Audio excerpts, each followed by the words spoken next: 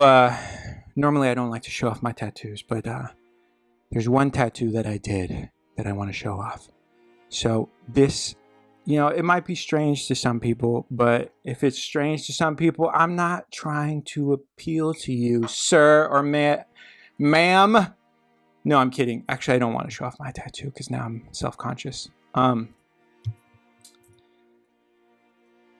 Okay, so I've been thinking about, here's the thing. This is what's so beautiful about the internet and about YouTube is that, like a lot of things, I think it really changes a lot of things, but you need the people who are able to exploit the changes. And let me explain. So I think in most areas of most people's lives, like you have to come up with a rebuttal or some sort of witty response in the moment, right? Or even like, I was thinking too, I'm like, I was never really a good public speaker, but I'm like, YouTube lets me just film stuff in my room and then just post it. And I'm like, I don't have to be a good public speaker to just communicate in my office to you.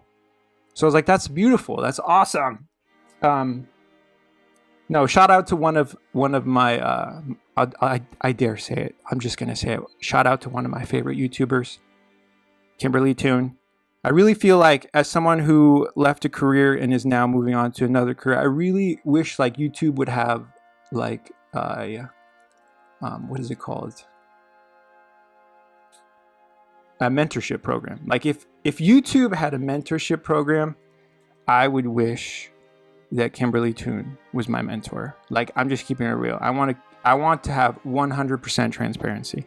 And here's the thing. I don't know if you can really say, or this is me, sorry. I don't know if I could really say like, this moment is when this person impacted me. Sometimes you just hear someone talk and you just let that idea kind of just grow in your mind. And she was one of the people that opened me up to this idea that like, you shouldn't feel bad about exploring ideas in your head, because if you're not free to explore ideas in your head, then where are you free to explore ideas? So this is what I was thinking about. This is what I believe. I believe that for everything that exists in the universe, in this physical world, there's an equal and opposite thing that exists as well.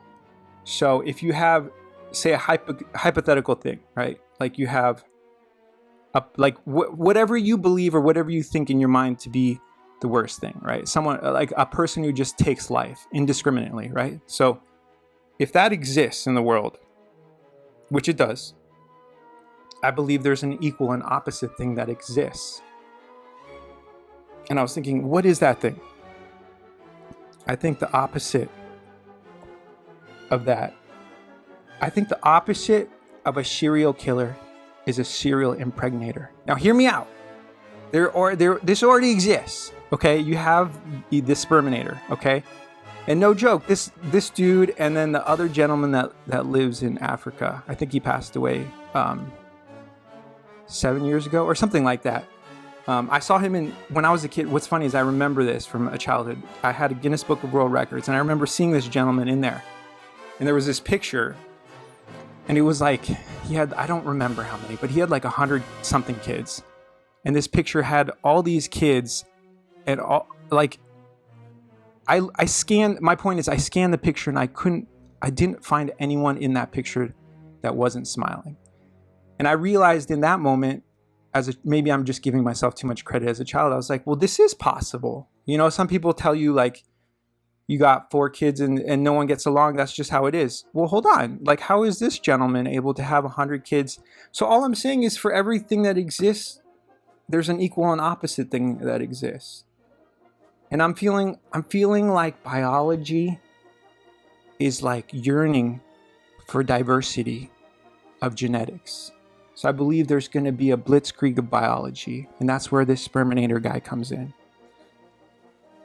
Look, I never said it was going to be good. I just can't. I was thinking about this yesterday, and I'm like, this is the part that this is what I need to work on, because I feel like I can move with this. So and this is true. Like, I feel like when things are true, that's when they really resonate with people. And I was thinking about this yesterday. I realized that when I became a father, not only did I change, not only did literally my life completely change, I was a new human being, I could no longer go back to the old human being I was, because like at that moment, literally something was unlocked in my DNA. That's what I believe. But I also realized when, and now that we've been going to see grandma more, and I've realized that I literally gave my mom everything that she wanted. She just wanted to be a grandmother. And there's no greater feeling than giving someone that you look up to and care about what they've always wanted. And I was like, this is amazing. But then at the same time, my addictive personality stepped in and I said, how far can I take this? Okay, how far can I take this good feeling and replicate it? Look, I'm just saying. And then I even brought it up to my wife, like before I even said anything. My wife is so loving and understanding. She's like, you could get whoever you want pregnant. And I was like, I was just explaining this idea that like, I'm just talking, but I mean, look, if someone gives you the green light, you say, look. No, here's my point. This is the only point I'm trying to make. I'm silly. I'm over the top. I just say stuff and it's out of control. But the only point I'm making is I feel like there's a certain percentage of the population that doesn't fit into the norm. For example, like what if two women are happily married and they don't necessarily want a new partner, but they both want kids? And I think like that type of relationship needs a secure man who probably already has the same situation, but is just looking to help kind of create a better situation for everyone. I mean, like, think about it. Then those two women have a kid with someone that they respect, that they don't necessarily need to have all the time.